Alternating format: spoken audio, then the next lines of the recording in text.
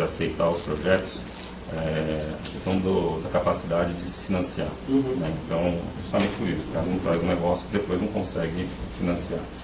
Certo. Os empreendimentos que a OAS assumiu da Bancop receberam recursos dessas debêntures? Receberam. O senhor se recorda quais empreendimentos receberam?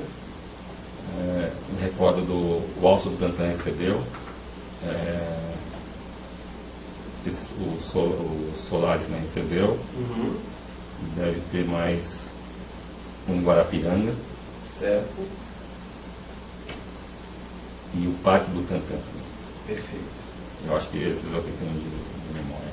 Certo. Os recursos que o Solares recebeu foram utilizados para concluir a obra? O senhor se recorda se eles foram suficientes para concluir a obra? O projeto Solares já tinha uma obra em andamento, estava parada, então foi só o complemento para finalizar a obra. O dinheiro que foi aportado então das debêntures para os Solares foi utilizado para completar a obra? Isso. Perfeito. Na emissão das debêntures, a gente tem algumas figuras. Agente fiduciário, agente de garantias, agência de rating. Essa captação, primeiro, ela foi feita por vários bancos ou ela foi subscrita integralmente por uma entidade específica? Não, ela foi subscrita pela Caixa, pelo FGTS. Pela Caixa? O FGTS a Caixa é a gestora dos recursos. Não é isso. É do FGTS ou do FI-FGTS? Não, FGTS. Não é o FI-FGTS, é um fundo de infraestrutura que utiliza fundos do FGTS. Certo. Isso aí, se eu não estou enganado, o recurso faz parte da carteira administrada do Fundo de Garantia. Perfeito, do Fundo de Garantia. São governanças diferentes. E até por isso é que existe o limite das unidades, né, do limite de valor das unidades que receberão o recurso? É que você não olha por unidades, né? Você olha no mix para ver se uma proporção desse valor não vai ultrapassar o teto dessa carga. Se ultrapassa, você limita a utilização do recurso. Certo. Esses recursos poderiam ser aplicados em imóveis, empreendimentos de alto luxo? Se for 100% dos imóveis de alto luxo que ultrapassam esse valor, você não consegue utilizar. Mas se tiver um mix, você pega o percentual que estou tentando, mas a regra era essa. A gente tinha uma possibilidade de utilizar, pelo menos para as unidades que se enquadravam dentro do valor. Perfeito. Além da Caixa e do FGTS, né, a gente tem outros agentes. Mas o senhor participou do relacionamento entre OAS e Caixa e FGTS? Participei. Com quem o senhor conversava na Caixa e com quem o senhor conversava no FGTS a respeito dessas... Não, eu acho que é uma mesma equipe, né? A equipe do Flávio Aracaki. Flávio Aracaki. Isso. Certo. O senhor que mantinha contato direto? Eu também mantinha. Certo. Quem funcionou como agente fiduciário? Fiduciário a Planner. Certo. Na Planner o senhor mantinha contato com quem? Eu não tenho nome da pessoa. Não se recorda? Viviane, no seu sobrenome. Certo, Viviane. A Planner foi uma... só para a gente deixar registrado, quem que custeia o pagamento do agente fiduciário? Eu não sei dizer. Sabe dizer se é a emissora, no caso a OAS Empreendimentos? Sim, sem dúvida é custo da emissora. É custo da emissora. É isso. Certo. Então a OAS Empreendimentos que pagou a Planner. Sim. Ela paga, né? Eu acho que não foi um pagamento único. É um pagamento diferido de acompanhamento da... Ela paga a prestação do serviço. Perfeito. Então eu acho que é uma dimensão. Foi a Planner foi a OAS que escolheu a Planner ou a Planner foi indicada pela Caixa ou pelo FGTS? Ela foi aceita pelo FGTS, porque tem no hall de agentes fiduciários, que são tantos assim, a gente propôs e eles aceitaram, provavelmente. Eu não perguntava se houve uma indicação para contratar alguém. Certo. E quem funcionou como agente de garantias? A S-Score. S-Score. Com quem que o senhor mantinha contatos nessa S-Score? A gente teve contato com a Marcelita. Só com a Marcelita? E teve também o André. André, o senhor se recorda sobre o nome dele? André de Souza. André de Souza. A S-Score foi também paga pelo emissor? Foi paga pela OAS? Não, ela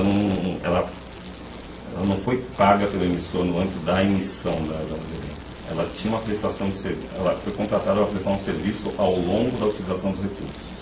E ao longo da utilização dos recursos, ela prestava um serviço de avaliação dessas garantias, e com base, eu não lembro do critério, ela era paga mensalmente ou periodicamente pelo serviço prestado. Mas paga por quem? Pela OAS também. Certo. E a SCOR, SCOR, né? Que o senhor disse? Ela foi escolha da OAS ou foi indicada pela Caixa? Foi indicada, não sei se no negócio houve uma indicação da empresa, mas a gente sabia que em todas as emissões que tinham ocorrido antes da nossa, sempre havia um agente de garantia e a SCOR estava lá. Então a gente também subentendeu que estava uma empresa que podia prestar esse serviço.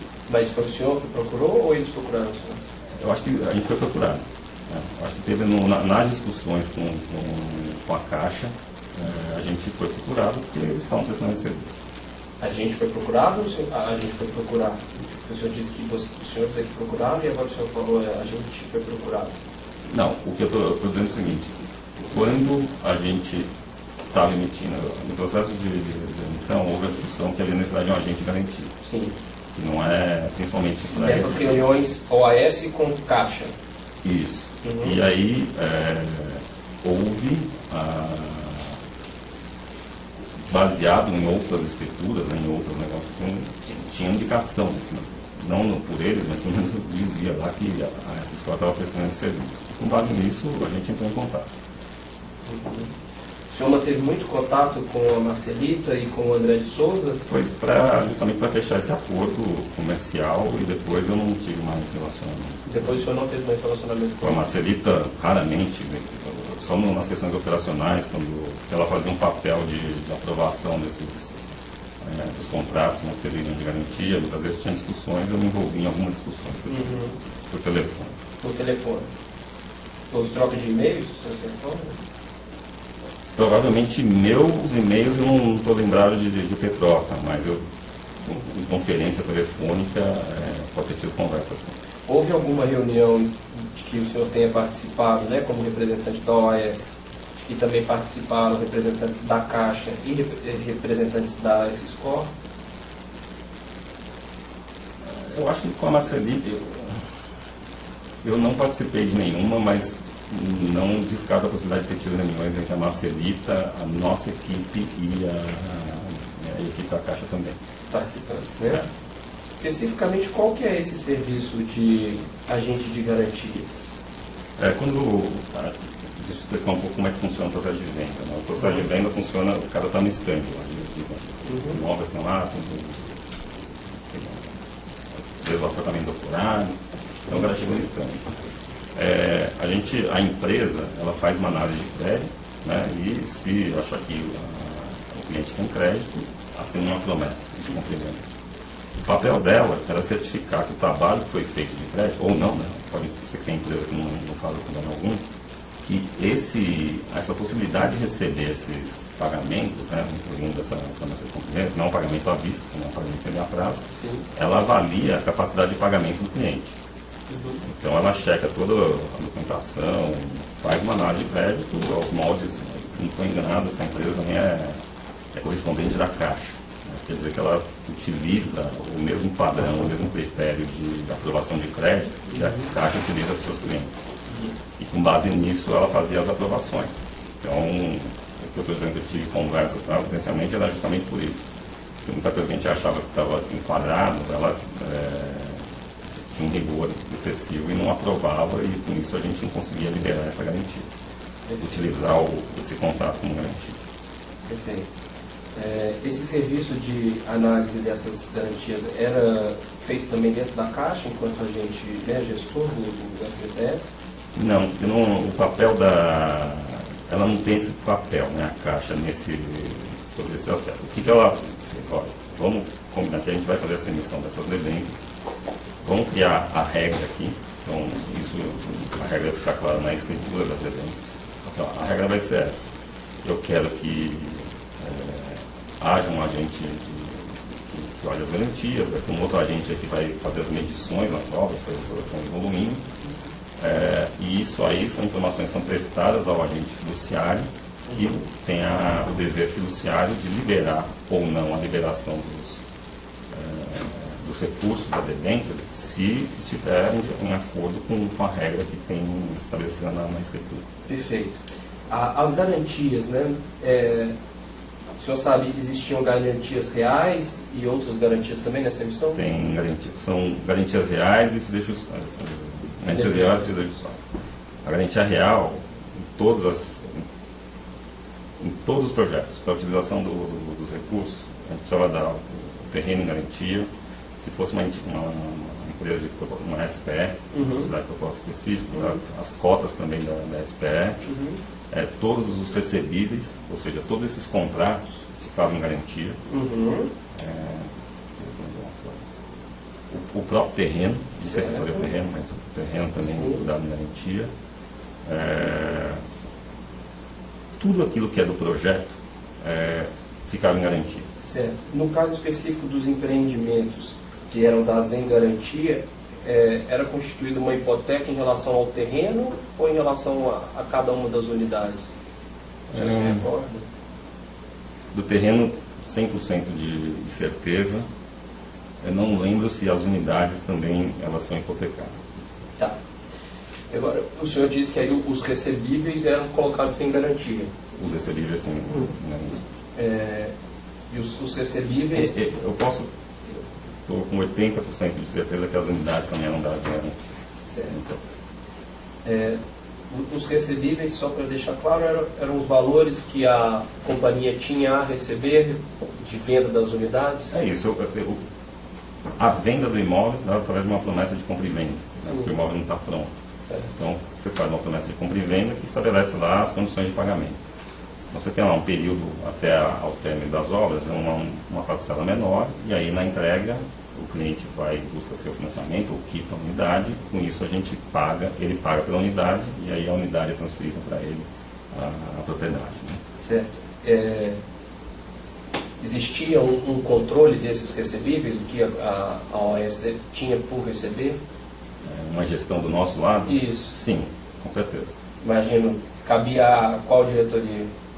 A diretoria financeira? A diretoria financeira de forma geral, que são também 4 mil unidades, sei lá quantas unidades a gente tinha, né? Então, mas tem esse controle, saber o que vai, qual que é a perspectiva de receber ou não a liberação, se tem algum problema crítico ou não. Certo. Considerando então que havia esse controle dos recebíveis, em relação aos empreendimentos que foram recebidos da Bancopp, havia um controle então de cada uma das unidades em relação a cada um dos cooperados ou dos ex-cooperados? O que havia de controle não é porque era da Bancopp. Todos os projetos, independente de estar financiado ou não por essa, você faz o controle de recebimento. Né? Se está recebendo, se não está, se tem inadimplência. Quando tem inadimplência, você tem que tomar alguma ação, rescindiu a promessa, sob quais condições, e tem toda essa discussão. Certo. Então não é algo específico para esse projeto. Certo, mas esses projetos que foram assumidos da Bancopp tinham uma peculiaridade de existirem já pessoas vinculadas a essas unidades, diferente de empreendimentos originariamente da OAS. Mas eu acho que tem uma peculiaridade no momento da entrada, mas no momento da gestão do cliente, não vou explicar por quê. Sim. Desculpe até interrompendo, se o senhor puder. O senhor pode explicar então como que era essa entrada e também como que era a gestão? Tá. A área de negócio, a diretoria que tinha relacionamento com a Bancopp, entrava em contato, ou era contratada pelos cooperados, uma comissão de cooperados, de determinada, de seccional, uma divisão dentro da Bancopp, você tem várias seccionais. Esse pessoal se organizava, formava uma comissão que fazia uma primeira interação com a empresa.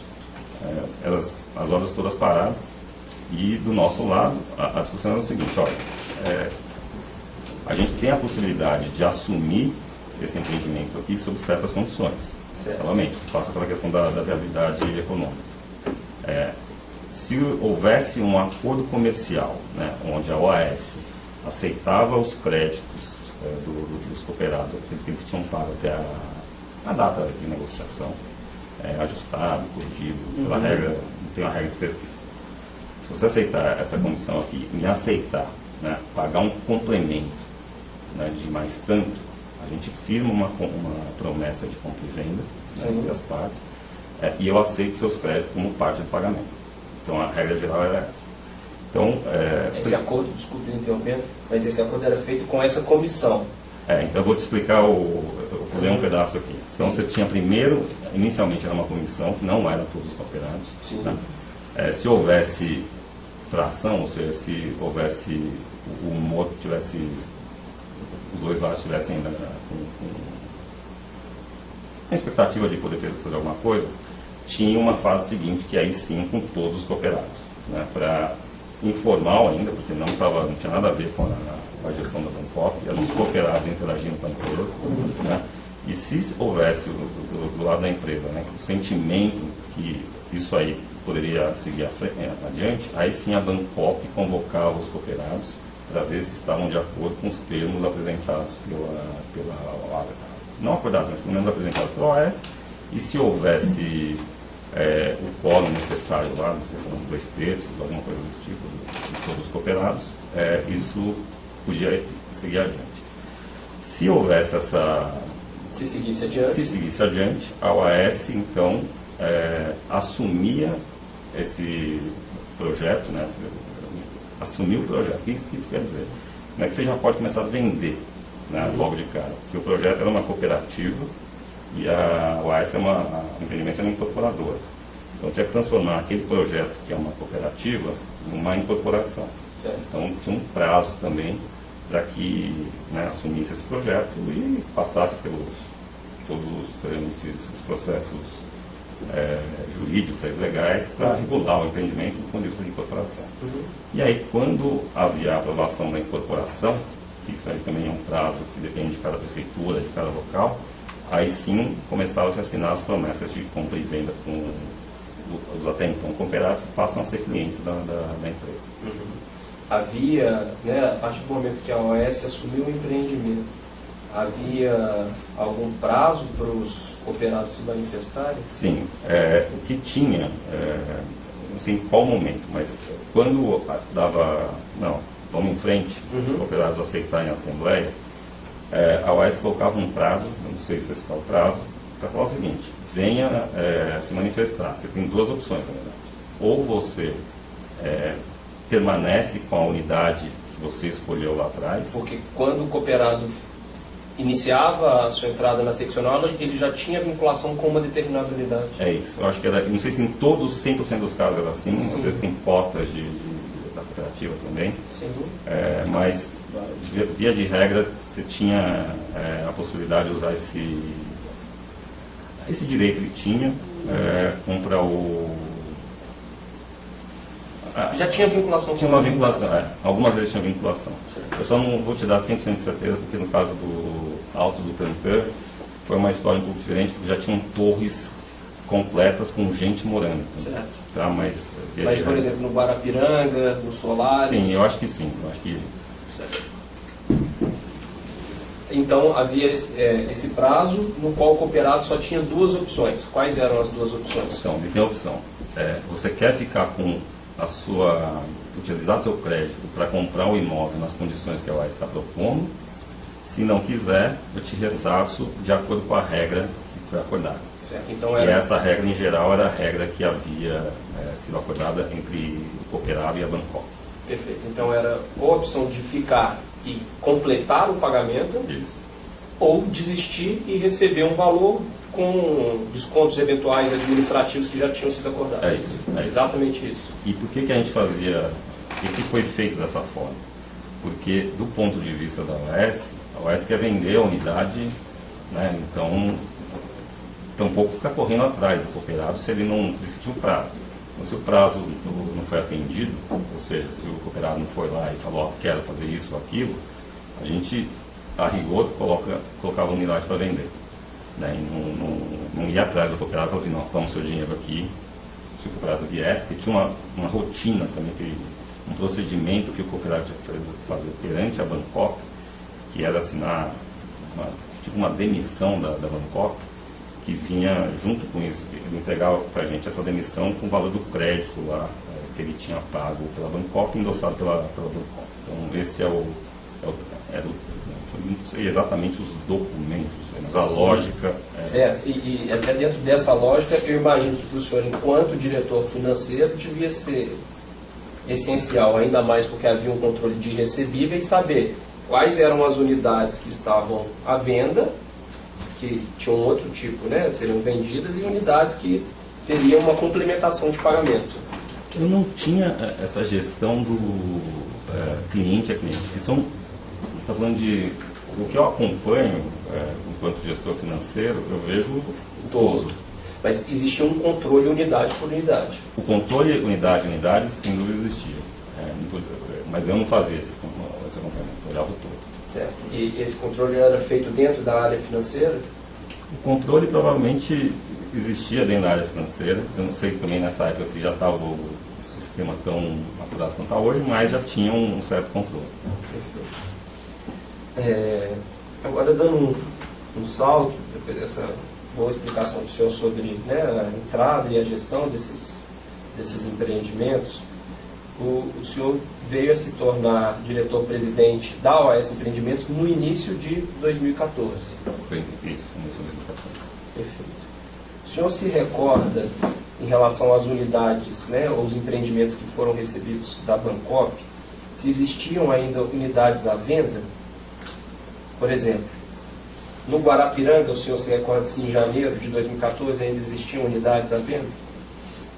Eu acho que eu não vou me recordar se tinha unidade à venda de determinado projeto ou não. Uhum. O acompanhamento que eu fazia, isso logo no começo da minha gestão, era baseado no plano que cada diretor aprovou, né, em relação à perspectiva, como é que seria o ano. Né? Certo. Então, o detalhamento projeto a projeto não era algo que eu acompanhava assim tão perto. Eu estava mais preocupado com o todo, né? O que cada diretor estava vendendo, o que estava prometendo vender e vendia. Perfeito. A sua função como diretor-presidente, o senhor poderia nos descrever? Era receber as informações das outras diretorias? Como que era? Eu acho que, principalmente porque foi uma gestão relativamente curta.